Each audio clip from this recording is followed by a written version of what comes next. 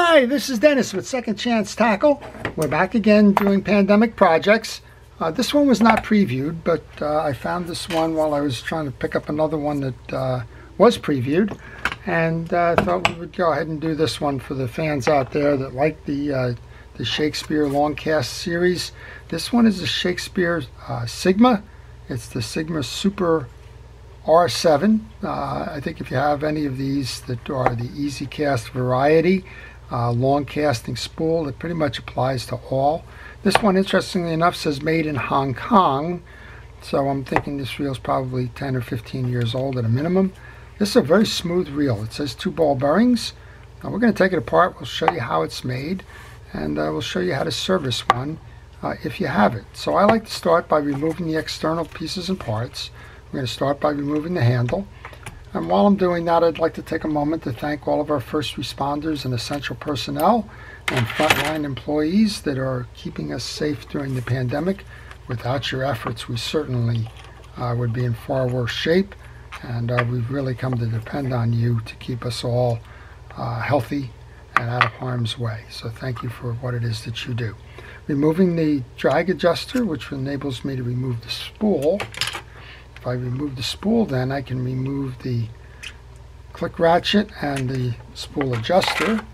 And I'm doing that because I have to remove the rotor in order to remove the side plate. This side plate is tucked up under the rotor, and the only way you can get there is to remove the top end of this assembly. I'm going to see if I can't drop that bar down to the low level. About there. Sometimes I can get my tool over that, and I was able to do it there. This is a traditional counterclockwise unwind for the nut. The tool that I use is a Mitchell tool, but it's nothing more than a deep socket from a socket set, and this is a 12mm. All right, with that off, there is a kind of a keyway, sort of a wedge here. Sometimes it prevents us from getting it off, but not that time. You'll notice a couple of things while I'm doing this. One of the things is that I wear a protective glove to keep the greases and the like off my hand. The other is that I use a parts tray. In this case, it's nothing more than the bottom of a milk tray. Sometimes I get creative and it becomes fast food containers and the like, but it is used nonetheless. This is an easy cast system, which enables you to flip your bail while you're casting, never having to touch the line. What I like to do with these is just make sure that they've got a lot of lubrication. There's just a bunch of springs in there. There's nothing fancy. So I just use a penetrating oil to loosen that up. And you can just flip it a couple of times, work it in, and we'll come back before we go to reinstall. We'll come back and make sure that we put some oil on there. And then this is just the click ratchet that's going to be the bail trip. You'll see it move as it comes in. It's going to hit a rise over here, and you can see it offset there, and that's going to push it back. This one I can oil right now. You want to make sure that it remains oiled. You want to check that spring to make sure that it has the right tension on it. We're going to just set that off to the side. I'm not going to put that one in a parts tray at the moment. And one of the things that came off was the little nut or the washer rather, that belongs on the bottom here. I'm going to put that into the parts tray. I'd like to tell you at this point that if you have one of these reels and you have the schematic, that's wonderful. But if you don't have the schematic and you don't have a knowledge of these reels, then stop and take pictures along the way. Use your cell phone camera, use a regular digital camera, heck, use film camera if you want, or do what I'm doing here, do a video. Regardless of what it is that you do, take the pictures. That way you'll have a reference point for where the pieces and parts came from. And if something slips out, like what just happened there, then you'll be able to kind of make a note of it and remember to put that back in. All right, there's 4 side plate screws here. We're going to take them off. We just want to do an inspection when we do a general service. We do an inspection. We make sure the pieces and parts are clean, and we re-lube. So that's a good general practice. And the steps and the processes that I do, for those of you that watch the videos, no, it doesn't vary too much. There's kind of a proven track record in terms of success with the way I do it for myself. If you find a way that's different, that's wonderful. Go with it, but just be consistent in terms of making sure that you clean, you inspect, and you re-lube when you're doing these services. I took the 4 of these screws out to make sure they're all the same size. Sometimes side plate screws are a different size. In this case, they're the same. Once I note that, they go into my parts tray, and then we can remove the side plate. This should simply pull off. It does. We have a ball bearing here. It said 2 ball bearings, remember. We have a ball bearing here. We have a ball bearing up top. Those are your 2 ball bearings. I wanted to take that side plate off so that I could remove the axle shaft. There is a small Phillips head screw holding that axle shaft in. I hope you can see it here. I'm going to use a micro screwdriver for that to remove that. And that'll enable me to remove the axle shaft by pulling up. And because that screw is so small, I'm just going to put it right back in the axle shaft so I know when I go to reinstall later I won't have to look very far for it. That goes into my parts tray. Inspect your side plates, make sure they're not cracked. This one isn't. There's a little bit of dirt on there, so you might as well take the opportunity while you have it off to go ahead and clean that up a little bit. The dirt off the channels here. And we can put that in as well. So here's your inside look then. You have a main gear. We've taken the axle off. We have the bearing on the main gear. The crosswind block below. I'm going to get the old grease off of that right now. This main gear has a little lever, and it may or may not be easy for you to see. Let me see if I can do it this way. There's a lever that looks like a pin, and it protrudes from the back of the main gear. That is the operator for your anti-reverse. So make sure that it's there if you're working on this reel. In this case, this reel is clean. There's no grease. We have our bearing, we have our main gear, we have our shim washer, and we have that anti-reverse ring in the back there. Once we take that off, we can pull the crosswind block out. This is riding on a little plastic stud inside the case.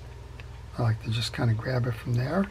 And now that I have all the pieces are out of there, we can go ahead and clean the case. There's only a little bit of grease left over here. I think I'm going to guess this is the original grease. And just clean that off. Clean off the balance of this. And there's only one more piece to remove then. I'm going to put these into the tray.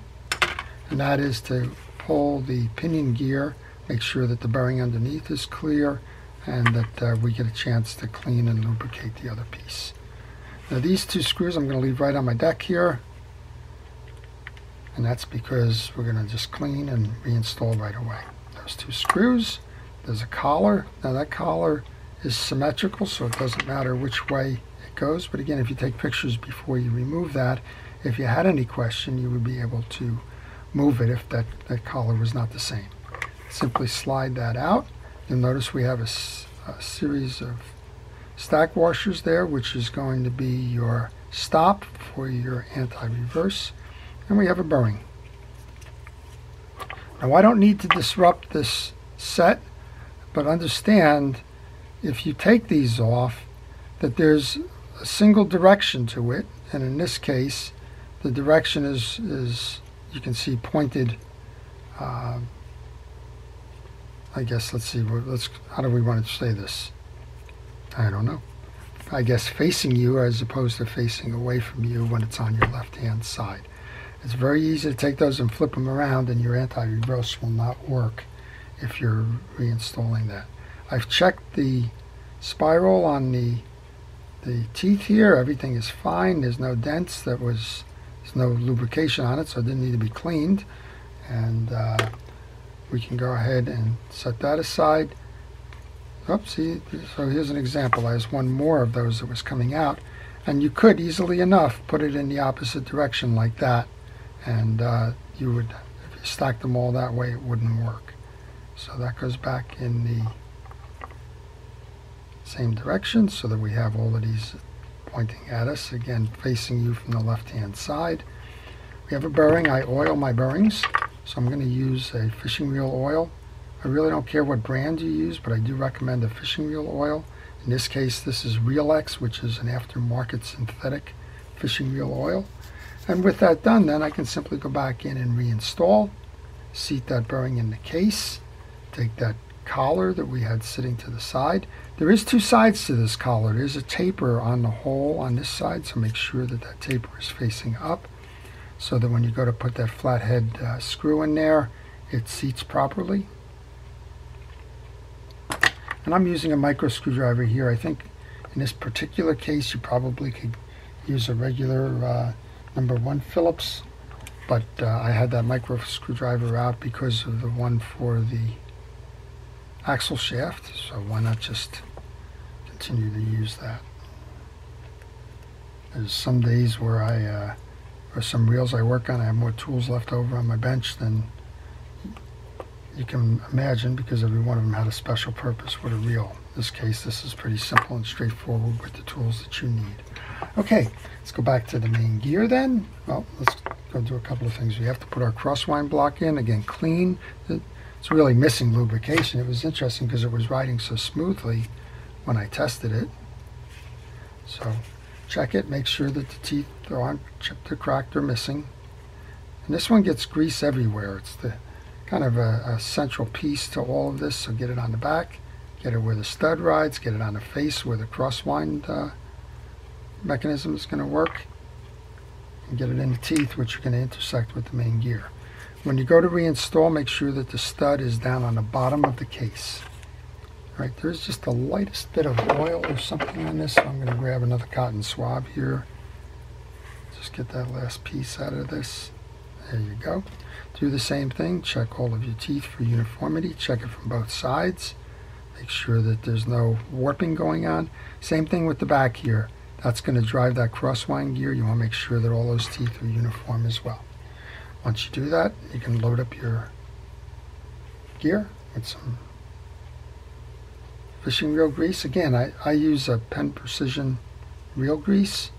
I really don't care which reel grease you use, but in this case it's Penn's product. But if you go, if you're working on a fishing reel, please use fishing reel grease. Okay, now that wire spring that's coming out, that needs to be threaded in this little hole here. If you don't get it in this slot, you will not have an operational anti-reverse. So you can do this kind of by eye. Just look over the top, line it up, and that's the way it goes in. Unfortunately, I put it in before I put my crosswind block on, so let's take that out. We'll show that to you again after I load that crosswind block.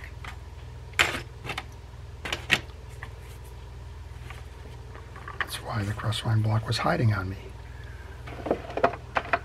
Easy to get ahead of yourself on this, and that's why the sequence in the pictures that you take is a good thing. Okay, get grease into the channel there, a little grease on the side where it's going to ride. Now we can go install that crosswind block. Again, make sure that stud is in the down position, otherwise you won't have clearance to tighten the screw in on the axle shaft. Again, find that pin, line it up with the slot. You can look over the top and it will seat that way. All right, axle shaft is next. You want to take that little screw out. Make sure that the shaft is dry. If you find anything is stuck on there, use some steel wool to buff it. That's 4/0 steel wool, which is the least coarse of all of the steel wools. You could probably use a kitchen scrubby if you like. That's even less abrasive. Now take your axle shaft, oops, not yet. Put your rotor on.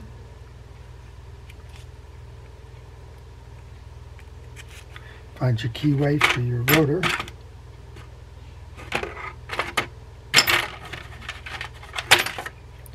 That's going to sit between the slots.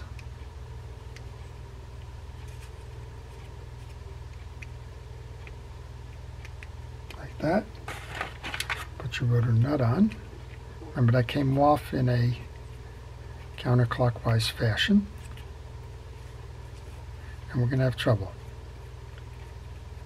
So I'm just going to back that up. I'll take it off completely.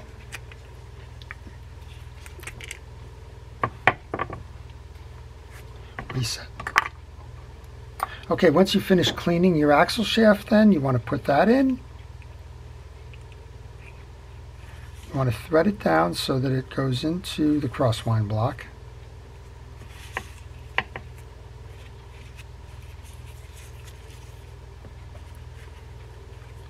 Then go ahead and take that screw. Make sure that you screw that down.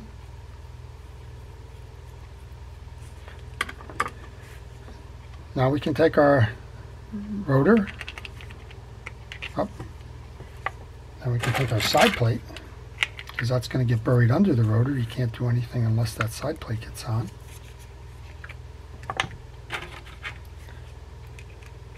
Go ahead and install the bearing. Make sure that bearing gets oil. Now we can get that side plate on. 4 screws we know are all the same,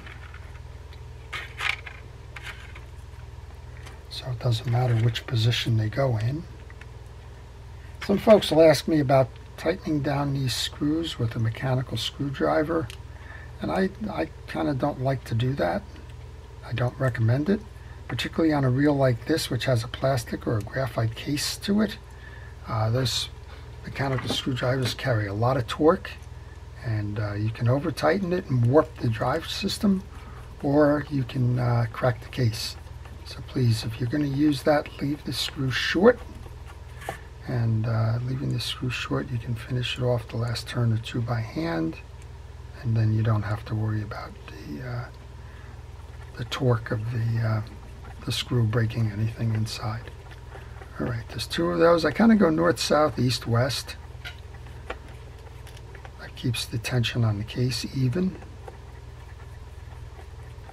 So I'm liking this reel. This is a reel that probably sold for $29, maybe somewhere in that area.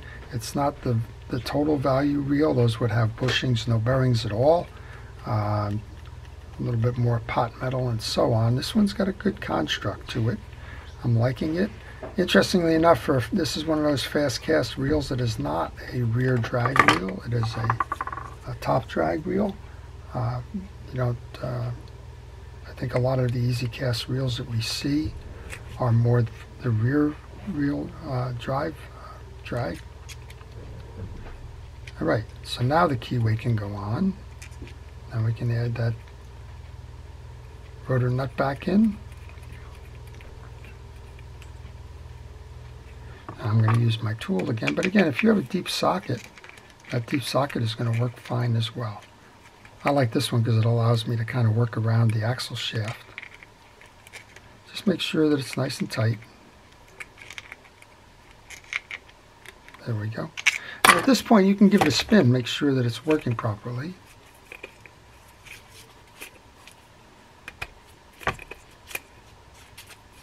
And if it is, what you're going to have is it's always going to return back. Okay.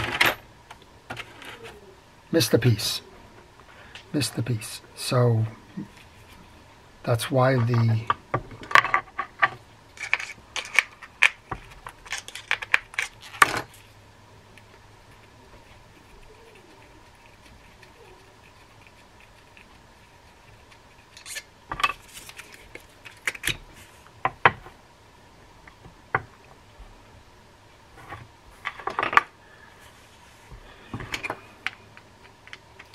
Okay, and just finished tightening those screws now. It's time to install the rotor.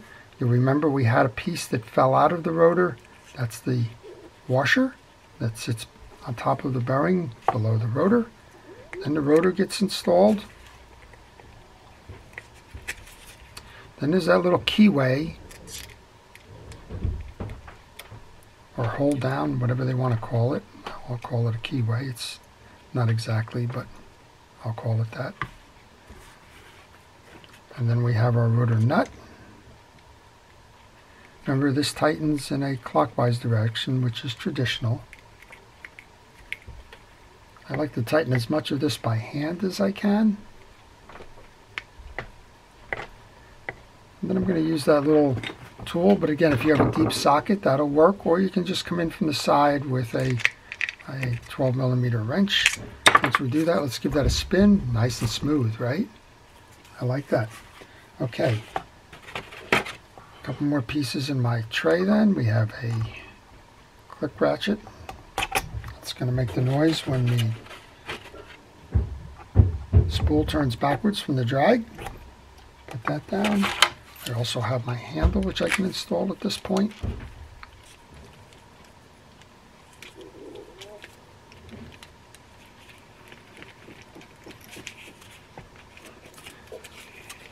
That is one smooth reel. I like that. This is a Sigma Super R7. And this will always return to the back part.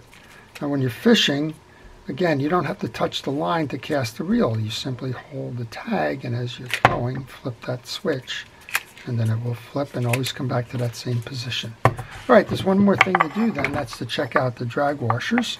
There's 2 slots, and there's a metal ring. It's a solid ring. You want to just grab a pick or a small screwdriver or something to get that ring off. And I'm expecting to see plastic drag washers here.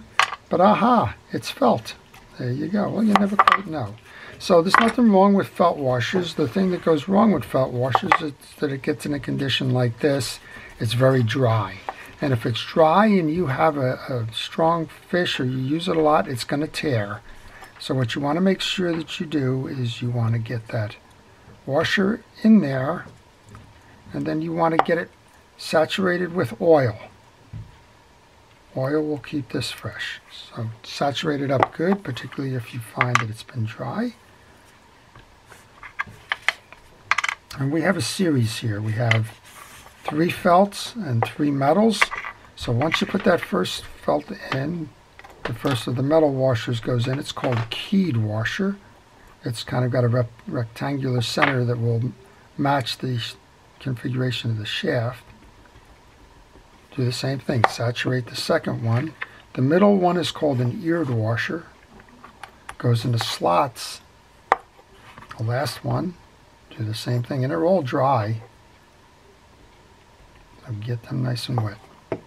Now, a lot of times you can find substitute washers if you find that the felt ones are tearing. For example, the Penn Fierce 1 and 2 series have felt washers.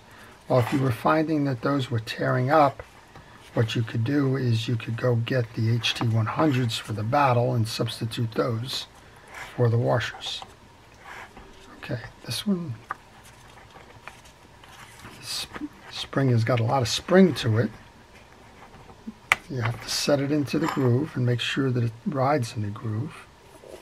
And we're almost there. Actually, I passed by the groove on that one, but this is the reinstall there. Now we can go ahead and get that onto our axle shaft. Get our adjuster button on. Tighten it down to make sure that it's not going anywhere. And it's not. Back it off. If you leave it tightened down while you're storing the reel, it's going to press all that oil that we just did there. Press it right out of the case and then nothing. All right, there you go. The Shakespeare Sigma Super R7 long cast reel with the easy cast bail system. This one's ready to go fishing again. So I hope you've enjoyed that. If you did, please like it. If you want to see more, please subscribe so that you don't miss any of the episodes that I post. And if you have any questions about this reel or any reel that you may be working on, leave them in the comments section. I do try to respond to all the questions. And if you're stuck on a reel, try to help you get unstuck. And then finally, if you have a reel that needs to be serviced and you're not interested in doing it yourself, well, send me a note on the email that follows my business on my business card. I'll be happy to provide you with repair information. So this is Dennis with Second Chance Tackle. Thank you for watching.